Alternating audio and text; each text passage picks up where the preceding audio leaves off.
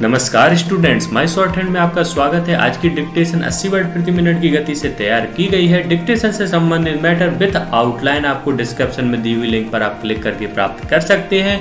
यहाँ पर मैं आपको ये भी बताना चाहूँगा कि टेलीग्राम पर भी आप माय शॉर्ट हैंड चैनल को आप यहाँ पर ज्वाइन कर सकते हैं। इससे आपको फ़ायदा ये होगा कि आपको डिक्टेशन से संबंधित मैटर विद आउटलाइन आपको वहाँ पर प्रोवाइड की जाएंगी।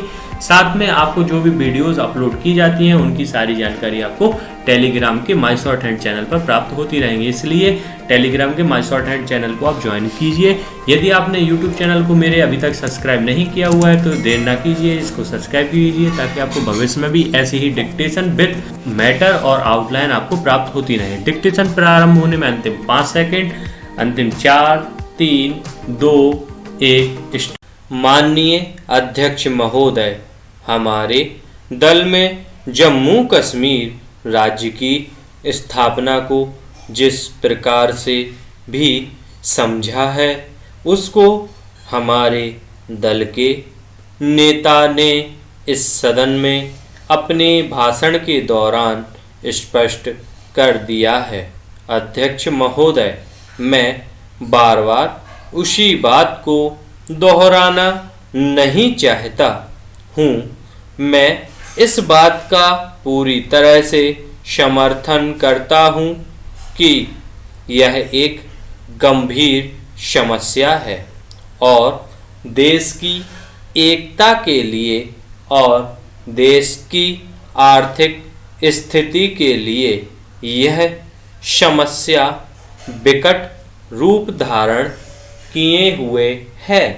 इसमें कोई संदेह नहीं है कि कुछ दल इस समस्या को सुलझाने की बजाय और अधिक बढ़ाना चाहते हैं, लेकिन मैं यह स्पष्ट कर देना चाहता हूँ कि हमारा दल इस बात के बिल्कुल विरुद्ध है। हम सभी सदस्य यह भी जानते हैं कि उसके पीछे कुछ विदेशी शक्तियां काम कर रही हैं। इस संबंध में अनेक बार इस माननीय सदन में चर्चा हो चुकी है।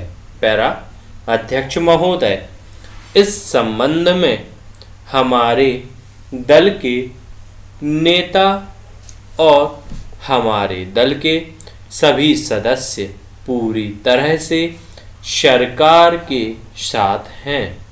हम अपने देश की एकता और अखंडता को किसी भी स्थिति में भंग नहीं होने देंगे, लेकिन इस सब के अलावा हमें यह विचार अवश्य करना चाहिए कि केंद्र सरकार ने इस समस्या को समाप्त करने के लिए कौन कौन से ऐसे कदम उठाए हैं जिनसे जम्मू कश्मीर राज्य की समस्या को सुलझाने में सहायता मिली हो। मेरे एक मित्र अभी इस सदन में यह कह रहे थे कि इस राज्य की आर्थिक स्थिति का लाभ उठाकर ये सभी विदेशी शक्तियां वहां पर अपना अपना काम कर रही हैं।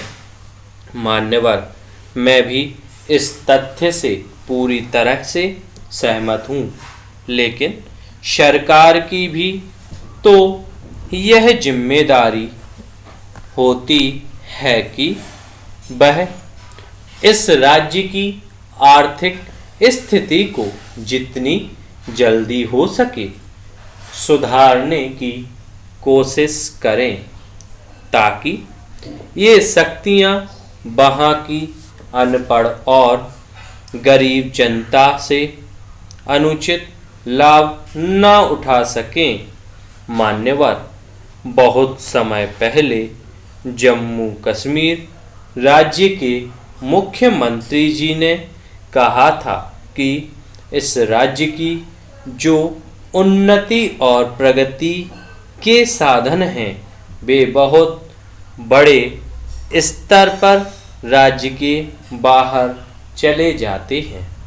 इस तरफ माननीय सदस्य महोदय ने केंद्र सरकार का ध्यान भी आकर्षित किया था, लेकिन मुझे बड़े खेद के साथ कहना पड़ रहा है कि केंद्र सरकार ने उनकी इस बात की तरफ कोई ध्यान नहीं दिया, इसलिए इस राज्य का समुचित विकास नहीं हो रहा है।